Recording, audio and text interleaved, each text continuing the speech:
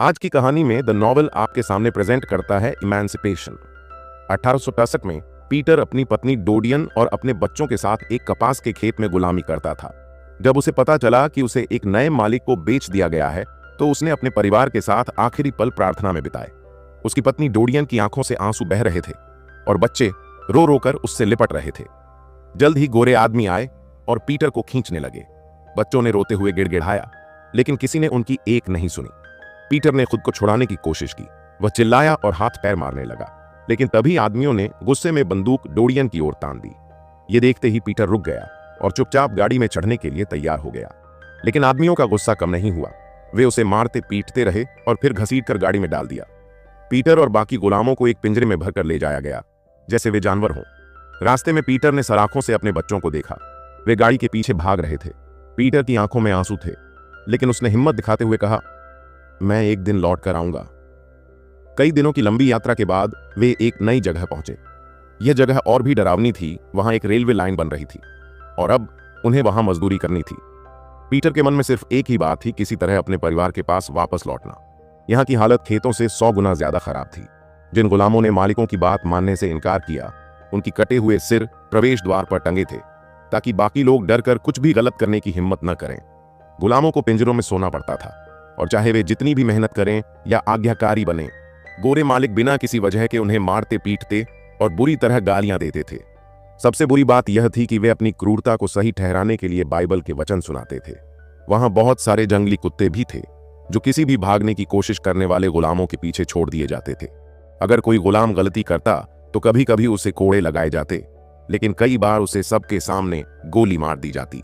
और कुछ मामलों में मालिक फैसल उसकी गर्दन पर गर्म लोहे की मोहर लगा देता। फैसल के पास 2 खास आदमी थे, हैरिंगटन और नोल्स। नोल्स भी पहले गुलाम था, लेकिन उसके शिकार करने के हुनर के कारण उसे मालिकों का दास रक्षक बना दिया गया था।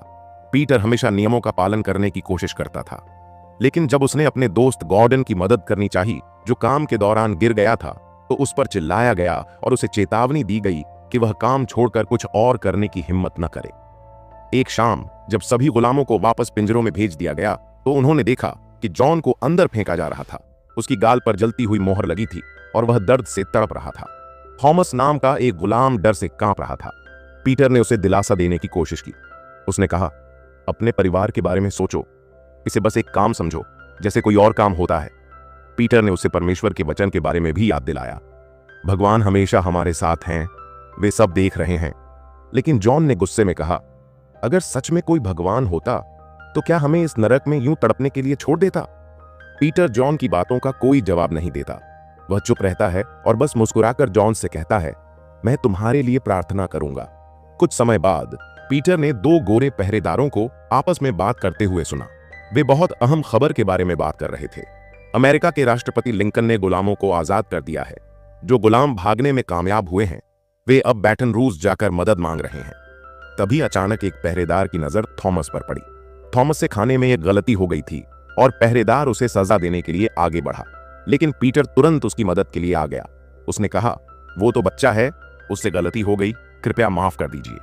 पहरेदार ने गुस्से में पीटर को जोर से मारा और फिर बंदूक निकालकर उस पर तान दी। वह पीटर को उसकी इस हिम्मत के लिए गोली मारने ही वाला था कि अचानक फैसल वहां आ गया। उसने पहरेदार को रोक दिया। फैसल को पीटर की हिम्मत और शांत स्वभाव में कुछ खास दिलचस्पी हो गई थी। उसने कहा, इसे छोड़ दो, अभी इसे देखने में मजा आएगा। बाद में जब पीटर वापस पिंजरे में था, फैसल उसके पास आया। उसने पीटर की आंखों में देखकर कहा, अब मैं तुम्हारा भगवान हूं और तुम मेरे कुत्ते हो। पीटर ने हिम्मत दिखाते हुए जवाब दिया, अगर मैं आपका कुत्ता हूं तो मुझे भी कुत्तों वाला खाना ही दीजिए। फैसल हंस पड़ा, लेकिन अगले ही दिन उसने पीटर को जंजीरों में बांध दिया और उसे अपने सामने घुटनों के बल बैठा दिया। फैसल का खतरनाक कुत्ता पीटर के पास खड़ा था, भौंकते और गुर्राते हुए, जैसे अभी काट लेगा। पीटर ने कुत्ते की लाल लाल आंखों को ध्यान से देखा और उस पल को अपने दिमाग में हमेशा के लिए बैठा लिया। बाद में दोपहर के खाने के समय पीटर ने बाकी गुलामों को लिंकन और बैटन रूज के बारे में बताया। उसने कहा, अगर हम दलदल पार कर लें तो 5 दिन में बैटन रूज पहुंच सकते हैं। कुछ गुलाम डर गए। उन्होंने कहा, दलदल में जिंदा रहना आसान नहीं है। लेकिन पीटर ने उन्हें समझाया, अगर हम यहां रह गए तो क्या जिंदा बच पाएंगे? इस पर कुछ गुलामों ने उसका साथ देने का फैसला किया। अब उन्हें सिर्फ सही समय का इंतजार था जब वे इस नरक से आजादी की ओर भाग सकें। कुछ समय बाद काम के दौरान एक गुलाम की मौत हो गई। पहरेदारों ने पीटर को आदेश दिया कि वह उसकी लाश को गड्ढे तक ले जाए जहां बाकी लाशों को फेंका जाता था। वहां कुछ गोरे सैनिक भी थे जो युद्ध छोड़कर भाग आए थे और अब गड्ढा खोद रहे थे। लेकिन जैसे ही उन्होंने पीटर को देखा, वे बोले, यह काम एक काले आदमी को करना चाहिए। इसलिए पीटर को फावड़ा उठाकर गड्ढा भरना पड़ा। यही मौका था जिसका पीटर इंतजार कर रहा था। उसने देखा कि पहरेदार खेत में हुए एक धमाके की वजह से व्यस्त हो गए थे। इसका फायदा उठाकर पीटर ने फावड़े से पहरेदारों पर हमला कर दिया और एक चाकू छीनकर भाग निकला। बाकी गुलामों और उन गोरे सैनिकों ने भी यह सब देखा और वे भी भागने लगे। कुछ गुलामों ने पहरेदारों को धक्का देकर गिरा दिया, जिससे जॉन को एक बंदूक मिल गई। पहरेदारों ने तुरंत अलार्म बजा दिया और भागने वालों पर गोलियां चलानी शुरू कर दी। कई गुलाम वहीं मारे गए, लेकिन कुछ जंगल में छिपने में कामयाब हो गए। फैसल ने खुद भी गोलीबारी की और गोरे भगोड़े सैनिकों को मार डाला, लेकिन वह यह देखकर आगबबूला हो गया कि पीटर भागने में सफल हो गया। उसने गुस्से में हैरिंगटन, नोल्स और अपने शिकारी कुत्तों को पीटर का पीछा करने का आदेश दिया। पीटर अपने 3 दोस्तों के साथ मिलकर जंगल की ओर भाग निकला। वह चारों ओर से आने वाली आवाजों को ध्यान से सुनता रहा ताकि किसी खतरे का अंदाजा लगा सके। आखिरकार वे दलदल तक पहुंच गए। ज्यादातर लोगों ने दलदल पार कर लिया, लेकिन थॉमस मगरमच्छों को देखकर डर के मारे जम गया। इसी बीच शिकारी कुत्ते उस तक पहुंच गए और उसे बुरी तरह घायल कर दिया। फैसल ने कुत्तों को वापस बुलाया और थॉमस से पूछा, बाकी लोग कहां गए?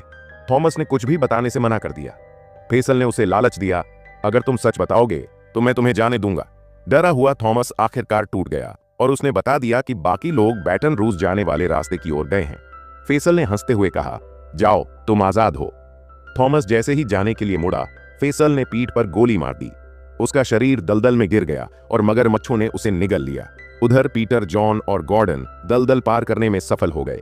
पीटर ने सुझाव दिया कि वे दूसरे दलदल का रास्ता लें, लेकिन जॉन ने उसकी बात मानने से इनकार कर दिया। उसने कहा, मेरे पास बंदूक है, मैं घुड़सवारी के रास्ते से जाऊंगा। गॉर्डन ने कहा, मैं पीटर के साथ जाऊंगा, लेकिन पीटर ने समझाया कि अगर वे अलग अलग रास्तों पर जाएंगे तो पकड़ में नहीं आएंगे। गॉर्डन ने अपना रास्ता चुन लिया और जाते जाते पीटर ने उसे याद दिलाया लिंकन की तोपों की आवाज का पीछा करना।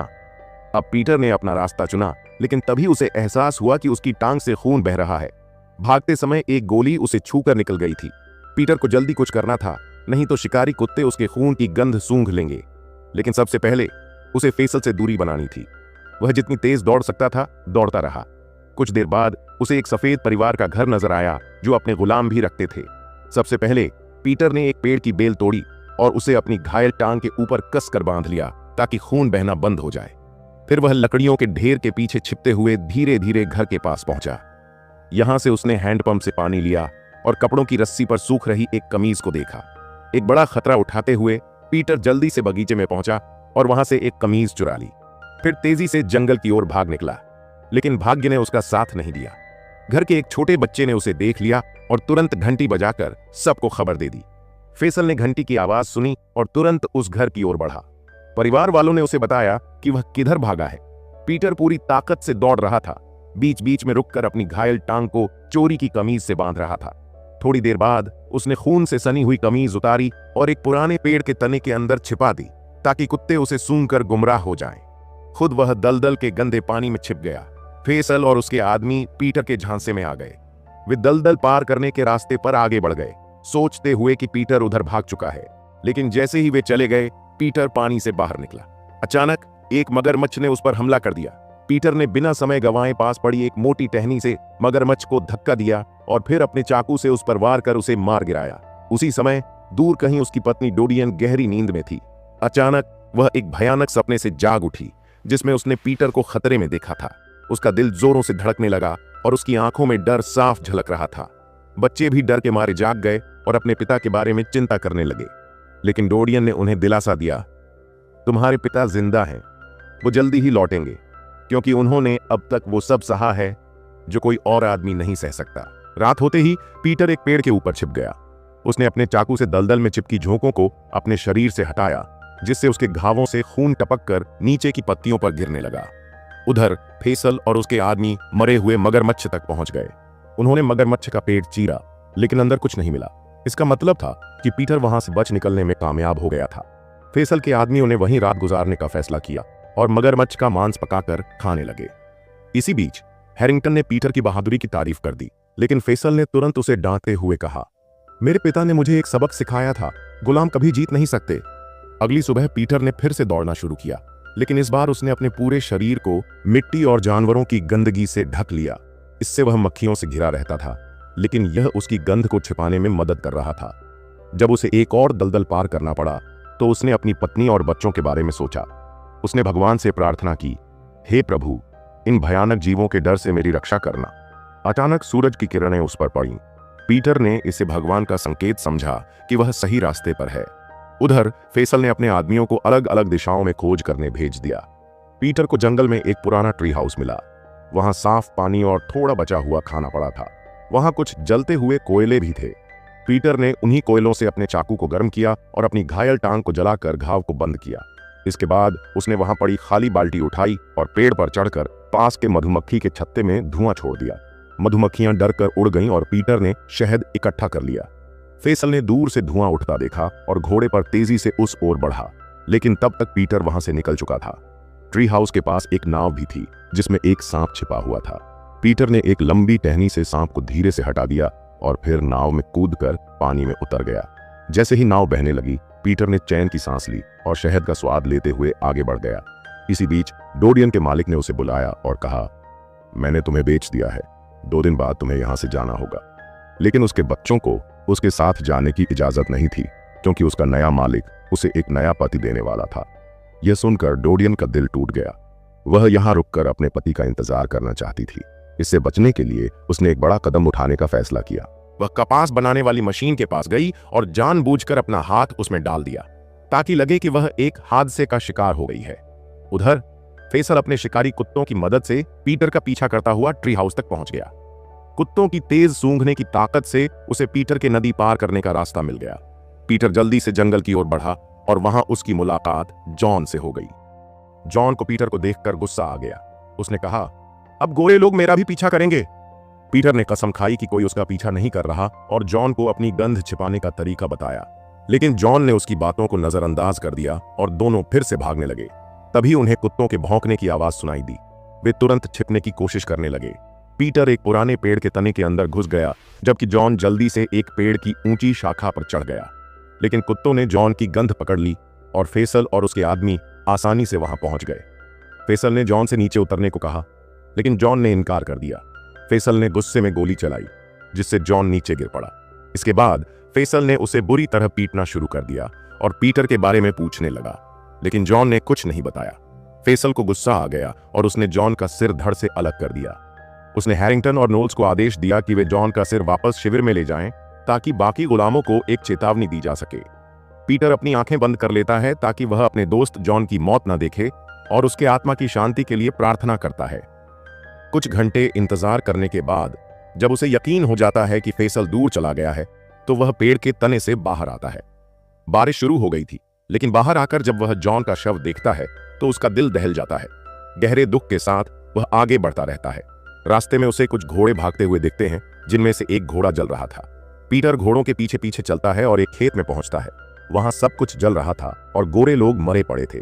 ऐसा लग रहा था कि वहां के गुलामों ने भी लिंकन की आजादी वाली खबर सुन ली थी और उन्होंने विद्रोह कर दिया था।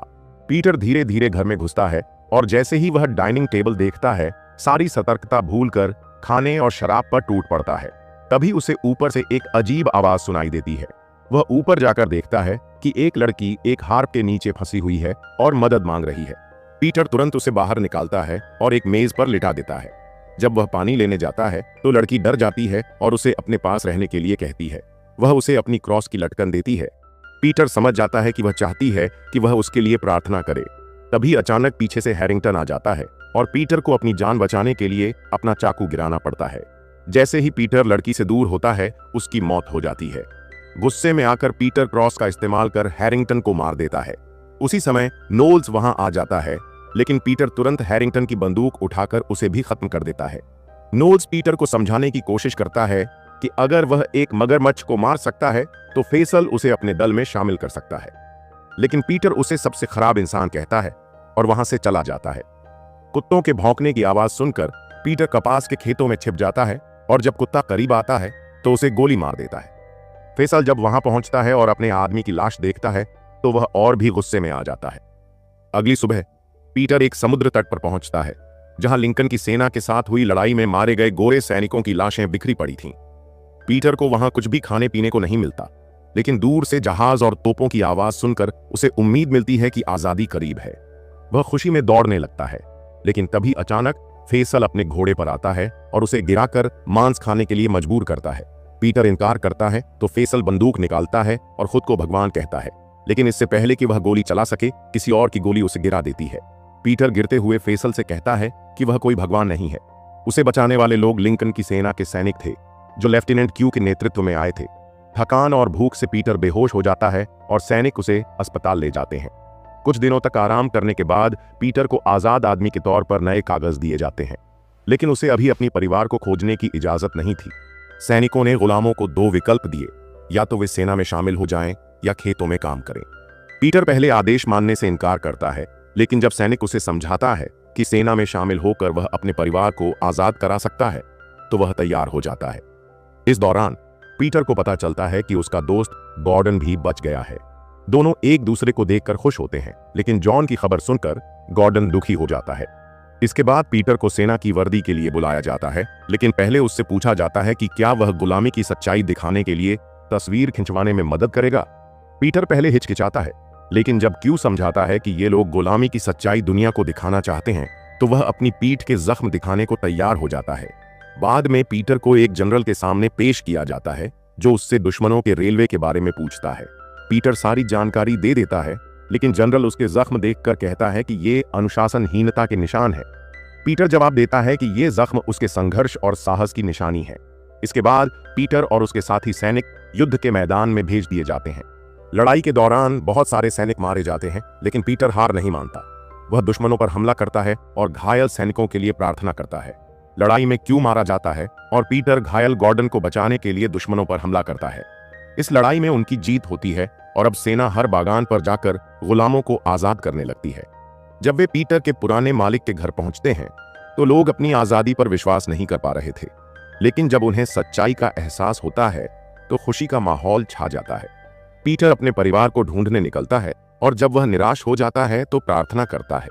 तभी उसे भगवान का इशारा मिलता है और वह अपनी पत्नी और बच्चों को पाकर उन्हें गले लगा लेता है। उसकी असली तस्वीर इतिहास में अमर हो जाती है, जो दुनिया भर में प्रसिद्ध होती है। 1863 में लिंकन की घोषणा के बाद 4 लाख गुलाम आजाद हो गए थे।